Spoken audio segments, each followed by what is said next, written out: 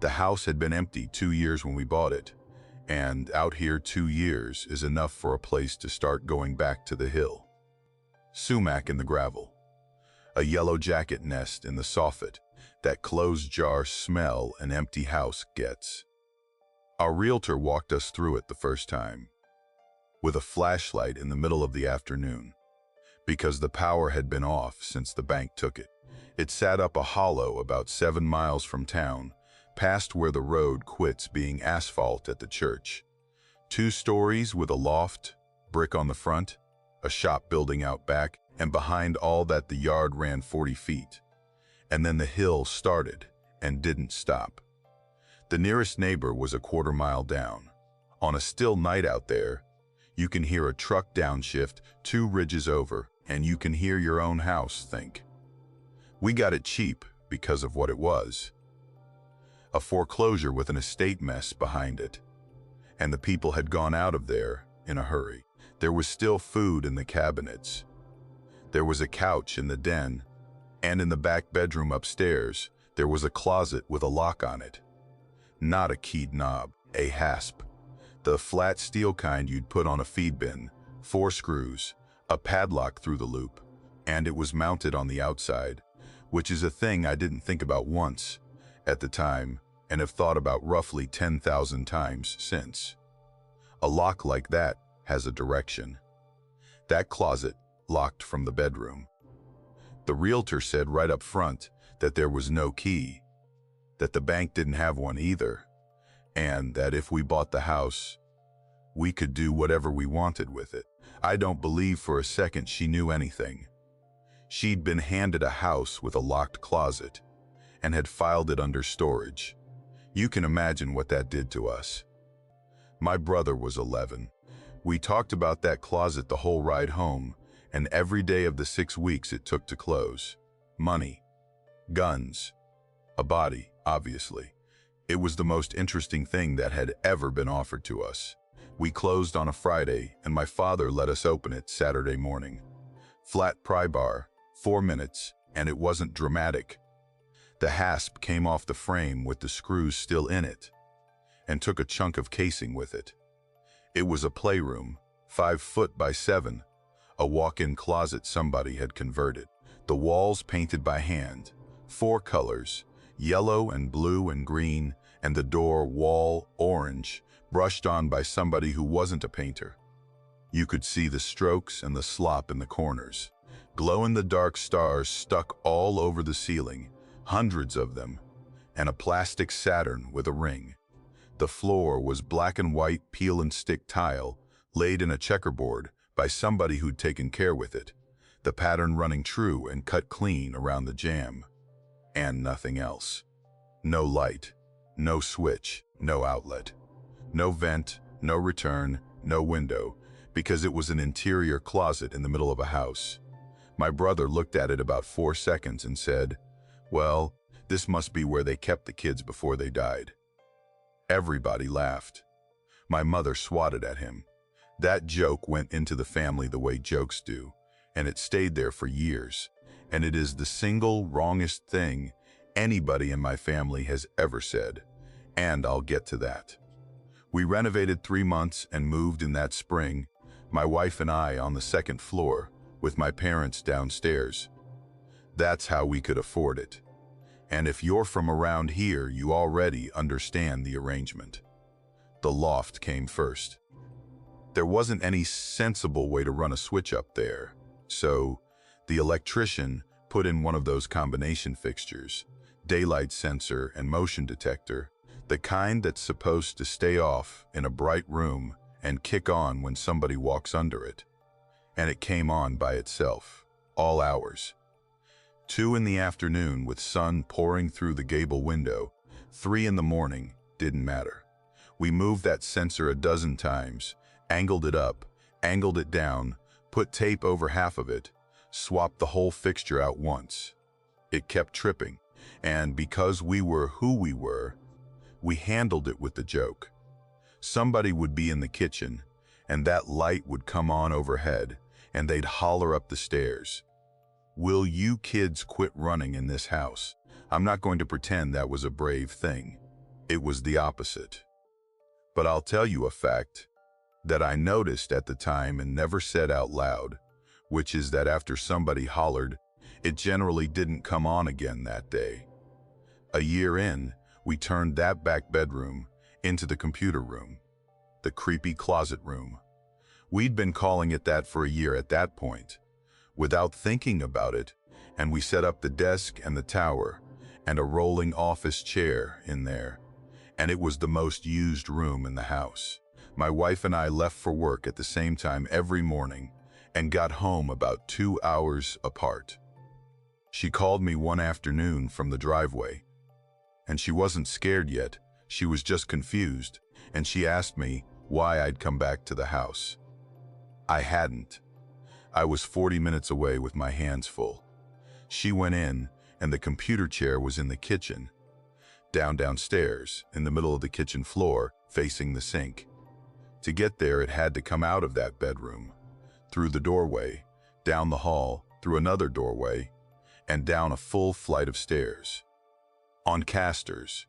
Nobody had been in the house. The doors were locked. Nothing was taken, and nothing was disturbed.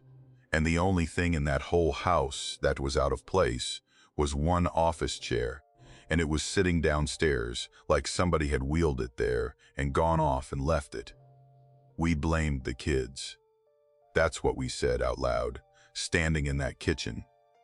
Those heathens got the chair. It was easier than the alternative, and we did it on purpose, and I think we both knew we were doing it. About 6 months later was the knives. We went to bed with the house in perfect order. I know that, because I'm the one who wipes the counter down last thing, and I remember doing it. And I remember the block sitting there by the stove, the way it had for 2 years. We came down in the morning, and every knife in that block had been changed out. The chef's knife, the boning knife, the paring knives, the shears, all of them gone out of the block, and put in their slots, standing up in the wrong-sized holes, were the butter knives. Every one we owned, out of the drawer. We found the others behind the sink. That deep gap between the back of the basin and the wall, down in there, laid flat, not thrown, not scattered on the floor. Placed, down out of sight, in the one spot in that kitchen where a person would have to know to look and would have to reach for on purpose. Neither of us had done it. I'd have known if my wife had gotten out of bed. She's got a bad hip and the floor talks. And I hadn't. We got dressed and got out of that house and spent the entire day gone. We ate 2 meals in town and sat in the truck in a parking lot for 2 hours, saying the same 8 sentences to each other over and over. And by supper, we'd talked ourselves into being reasonable, because that's what people do. And we went home and put the knives back and didn't discuss it again for a long time. Ghosts aren't real, and no children ever died in that house. That part I found out standing at the end of the driveway that fall, talking to the neighbor from down the road, a man in his 70s who'd been up that hollow his whole life. I asked him casual, the way you do, about who'd been in the house before us. He said no kids ever died in that house. He said it flat and a little sharp, like the question had bothered him. And then he told me what did. The previous owner had a brother, and the brother was living with him. And the brother's wife had left him, and they tried and failed to put it back together. And he took his own life in that house, in that back bedroom. The room with the closet. He was 38. The owner stayed on in the house afterward, which I have never been able to get my head around, and he stayed a few more years, and then he got foreclosed on. And when the notice came, he tried to do the same thing, in the same room. His own children found him. He lived. That's the house we bought. That's what the 2 empty years were. I stood there at that mailbox, and I thought about a joke my little brother had made when he was 11, that our whole family had been telling for 3 years, about the kids who died. And I thought about hollering up my own stairwell at a light fixture And I went in the house and sat down. Here's what I couldn't stop doing after that, and still can't. Re-ranging it. Because if you take out the dead children, who never existed, who we made up out of a padlock and a room full of stars, every single thing that happened in that house reads different. A light that comes on in a dark stairwell at 3 in the morning, over and over, for years, until somebody downstairs finally says something out loud to it. And then it lets you alone for the rest of the day. A chair carried out of that room. Out of that room, down a flight of stairs, and set in the middle of the kitchen where you'd have to walk into it. Nothing broken, nothing stolen, nothing frightening about it, except the impossibility. And a butcher block with every sharp thing in it taken out overnight and set down behind the sink where nobody would reach, and the dull ones stood up in their place so the block wouldn't look empty in the morning. That's not a threat. I have turned it over for 9 years, and I cannot make it into a threat. That is somebody going through a sleeping house at 3 in the morning, taking the knives away from a family. And I don't know what that means. I don't know if it was for us, or if it was for him, or if a thing like that even knows the difference anymore. Whether a man who couldn't be stopped spends whatever comes after going room to room, doing the one thing nobody did for him. I'm not a preacher, and I'm not going to pretend I've got the theology worked out. I just know what was in that kitchen in the morning, and I know it wasn't cruel. Our first was born that next spring, and we shuffled all the rooms to make space, and that back bedroom got emptied out. The computer went in the loft. The desk went to the shop. That room ended up with nothing in it but boxes, and it all stopped. The light quit tripping. Nothing moved. 9 years now, and there hasn't been one thing, not a sound, not an object, not a light. I couldn't tell you the last time I thought about any of it before I sat down to tell it. The only piece that's left is my boy, who's 4. That room's got a good window and gets the morning sun, and it's the brightest room upstairs. And he plays in there sometimes among the boxes. And when he does, he turns on every light. The overhead, the lamp, the little closet light we finally ran wire to. All of them in the daytime in a room full of sun. I asked him about it once, not leading him, just, "Why do you turn all the lights on, buddy?" And he said, "It makes it less weird to play in there." He's 4. He's never heard one word of this from me or his mother, and he never will until he's a lot older than he is now. He doesn't know what that closet was. He doesn't know anybody's name. He just knows to turn the lights on, and I let him, every time. I go in behind him sometimes and turn on the ones he can't reach. In my family, we called him the man in white, and for about 20 years, he was the funniest thing we had. That's the part I have to explain first, or none of the rest of it lands right. This isn't a story about a family being terrorized. We weren't. If the dogs stopped in the middle of the kitchen and locked onto the hallway with their ears up, somebody would say, "That's just the man in white," and go back to eating. If you couldn't find the truck keys, man in white. If a door came open in the night, if the water heater knocked, if my sister's earring went missing off the bathroom counter, man in white, and everybody would laugh. And that would be the end of it. My mother had a whole bit she did, where she'd apologize to him, out loud, for the mess in the front room. It was a joke that lasted longer than some of my relationships. I've thought a lot about what it means that we did that. I've got a theory now. I didn't have one then. The house sat above a bend of the French Broad, about 4 miles out from a town I'm not going to name, on a piece of ground my grandfather bought in 1958, when it was pasture and nobody wanted it. My father built the house in 1988, the year before I was born.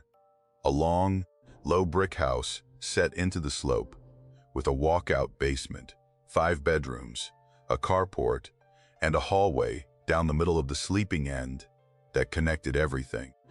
Beyond the yard, the land went up into rhododendron and then into hardwoods, and the ridge behind us was national forest all the way over, which meant that on the backside of that house, you were looking at 11,000 acres of nothing at all.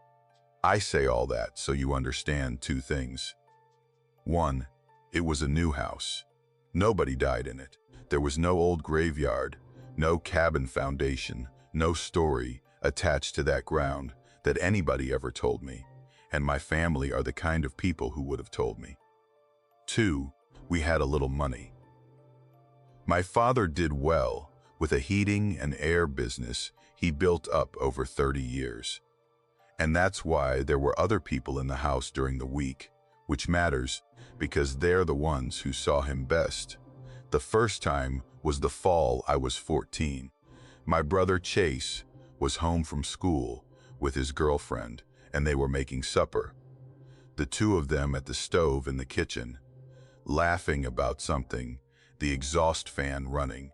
The kitchen had a wide doorway that opened onto the hall. And if you're standing at that range, you catch that doorway in the corner of your eye, whether you want to or not.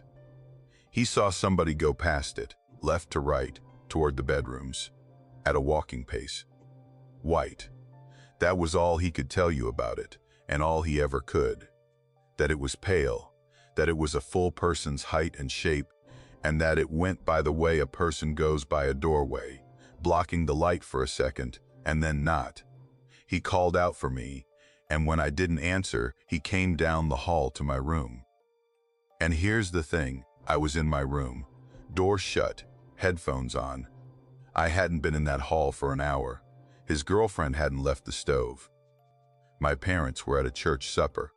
He stood in my doorway with a wooden spoon in his hand and said, "Did you just walk down the hall?" And I said, "No."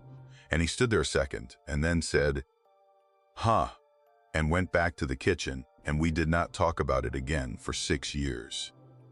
That's how it went with all of it, by the way. Nobody in my family ever sat down and had a serious conversation about this.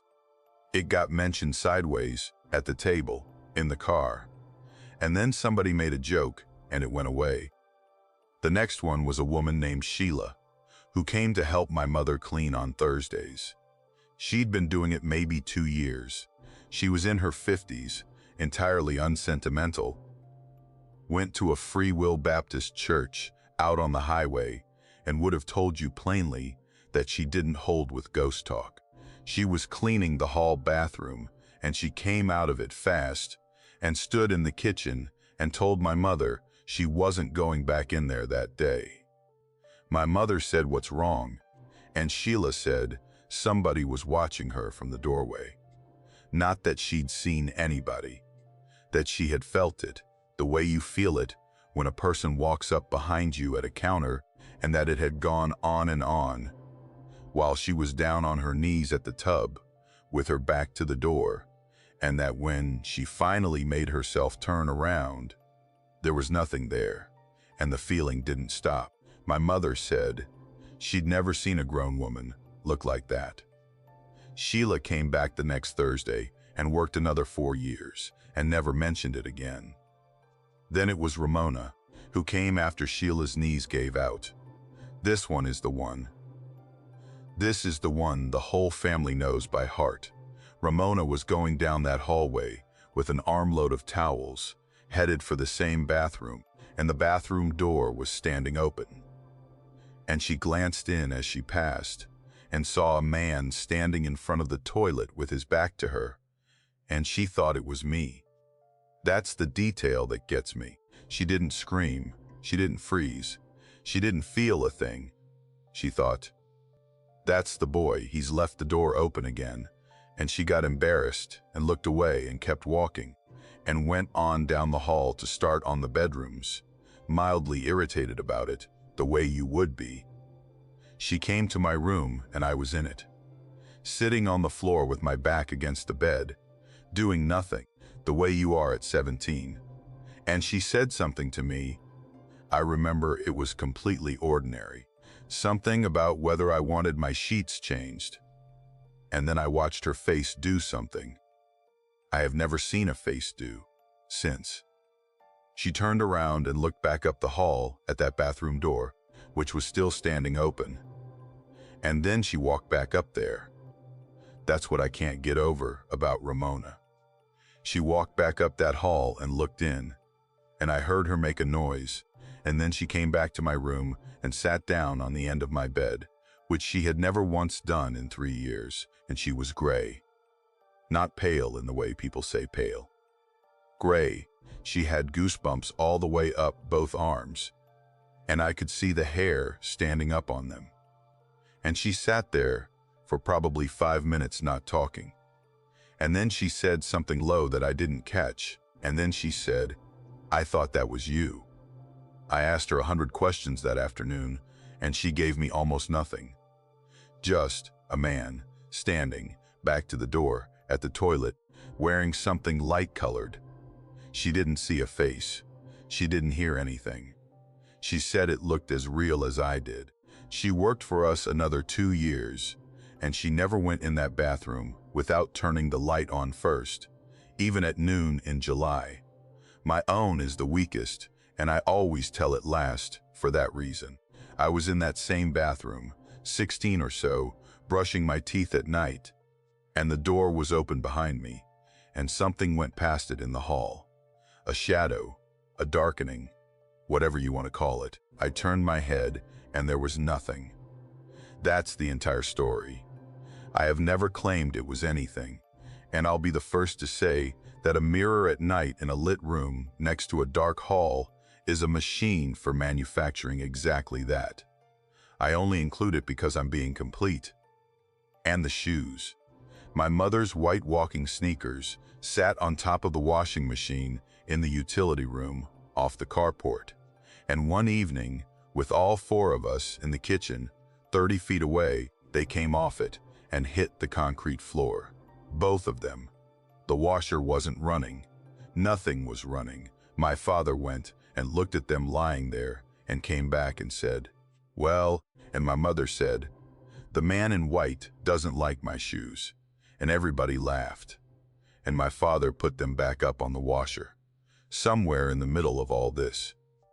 I want to say when I was 15, so after Chase and Sheila, before Ramona and before mine, my mother brought her uncle out to the house. He was a preacher, old line, missionary Baptist, 80-some years old, drove a Buick, wore a tie to the grocery store. And she asked him to pray over the house, and he did it. And it took about 40 minutes, and he went room to room with his hand flat on the door frames, saying words I mostly couldn't hear. And my mother followed him with her hands folded, and Chase and I stood out in the carport being teenagers about it. Afterward, my mother fed him supper, and he told a long story about a truck he'd owned in 1961, and then he drove home. And 2 years later, Ramona saw a man standing in the bathroom. That's the whole record. That is, every single thing that ever happened in that house in 30 years. And I know how it sounds written out. It sounds like nothing. Nobody was hurt. Nobody was chased. Nothing threw anything at anybody, except a pair of shoes at an empty room. That's why the joke worked so well and lasted so long. Because the material was mild enough to be funny. And because a joke is a very good place to put a thing you don't intend to look at. My mother died in March of 2023. Afterward, my Aunt Charlene stayed on a few days to help us go through the house. And one night, the 2 of us were sitting up in that same kitchen with the good coffee cups out. And she asked me if my mother had ever told me about the man in white. And I laughed and said, "That's our house joke. Everybody knows about the man in white." And Charlene said, "No." About the first time, she told me my mother saw him in 1990 when I was 7 months old and had been in the hospital in Asheville 11 days with pneumonia and had come home on oxygen. And my mother was not sleeping, was going in every hour to put her hand on my back and count. And one night she came out of my room, and there was a man standing in the hall. She looked at him, and he looked at her, and then he wasn't there. She told Charlene it was the calmest she had felt in 2 weeks, and that it scared her so bad she couldn't say it out loud for 33 years. And she never told my father, and she never told us, and she made a joke out of him instead. And she carried that joke for the rest of her life, and it worked. I want to be clear that it worked. We grew up in a house with something in it, and not one of us was ever afraid there. Not one time. She built that. The house sold in the fall. It's a good house and it went fast, and the people who bought it have a little girl, and I met them at the closing, and they seem happy. And I did not say one word to them about any of it, and I'd make the same decision again. But my family still does the joke, and I've quit being able to do it with them. Chase said, "Man in white at Thanksgiving," about a missing phone charger. And everybody laughed, and I just sat there, because I know what it's for now. And I keep thinking about her out in that hall at 2 o'clock in the morning in 1990 with a sick baby behind her, looking at a man she couldn't explain and feeling, of all the things a person could feel, calm. I've never been able to decide what that means. Whether he was there because of me and what for.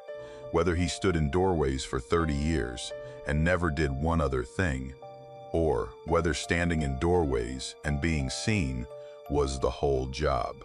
My dogs stare at the hallway of my own house sometimes. Both of them, same spot, ears up, at nothing. And I don't say it out loud anymore. But I know what I think.